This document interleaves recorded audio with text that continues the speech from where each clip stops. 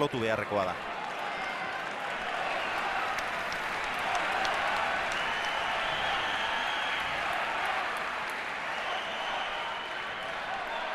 Bengoetxea.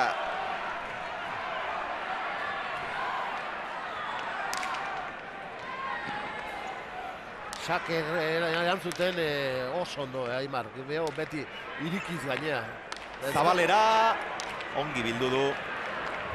Ireki Bengoetxea. Geranman Aimarrek. Jo, ederra doa. Ederra doa tantoa. Eutsi Goizutarrak. Oinatz. Ai, horreztu esmatu. Baina gero ongi moldatu. Aimar pasatutako pilota Ormabikoa eta tanto. Eseus. Eseus. Zer izan da hau ere. Ikaragarria, Josean. Bai, hor azkar jokatu dio oso. Eta mugimendutan, pelotare bai, mugimendutan bai, azkarri bilituk eta atzenen. Hor ustegaben pasa bezala. Arkaitz Iturraspe berriz, Andorratik partida ikusten. Hemen gaude Arkaitz Endika eta Xabi. Besarka da handi bat. Bermeoko pilota zale guztiei, aupa Aimar. EITB.comen bitartez. Arizarete asko eta asko.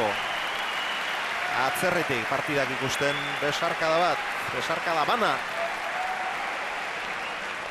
Aimarren azken sakea aurrera egin du Oñatzek eta hortxe bukatu da finala. 22 eta 9 tanto onak ikusi ditugu. Hala eta guztiz, beste emozio bat, beste oreka bat espero genuen, ez da alakorik izan. Alde batetik, Aimarrek gaur ere sendotasun ikaragarri erakutsi duelako, asko jokatu duelako. Oiko goi mailan eta bestetik berriz, Bengoetxeak hasiera oso txarra izan duelako, aurrera. Oso lotuta atera da, ematen zen hasiera batean presiorik gabe bera zegoela, baina gero...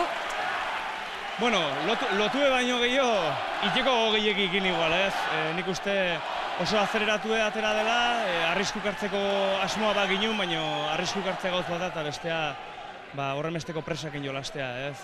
Zentzurtatik, ez du jakin partidu hasiera hortan behar den bezala egoten, eta horrek baldintzatu partidu guztia. Eskerrik asko, Asier. Burumakur, Asier Gartzia, arriskatu bai, baina hainbesteko presari gabe, baina ez baita erraza. Analizis horrein dula dituta da, baina etxetik, hola ekartzekenen burun, hori ekartzekenen arriskatu inbakela, hemen honea torri datzea ziliko epa. Eta ez zaizkio gauze gatea, gauze oker jarri zaizkio, zertan ez ikasmoatzen, sake eramaten ez ikasmoatu, esate botera eramaten, Oso lotuta, nik uzuei, ala, presaka eta lotuta. Oizan, zuei Julian Retegirekin gertatzen zitzaizuena. Zuegari final bat irabazteko, zuek Julian Retegire irabazteko, zuek eguneko egun eman behartzen duten, eta berak egun bete-betea ez izan. Bai, bi beti izan ditoi.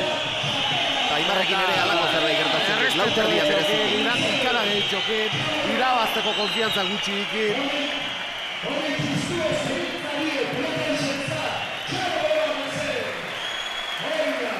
2012 urtean lortu du.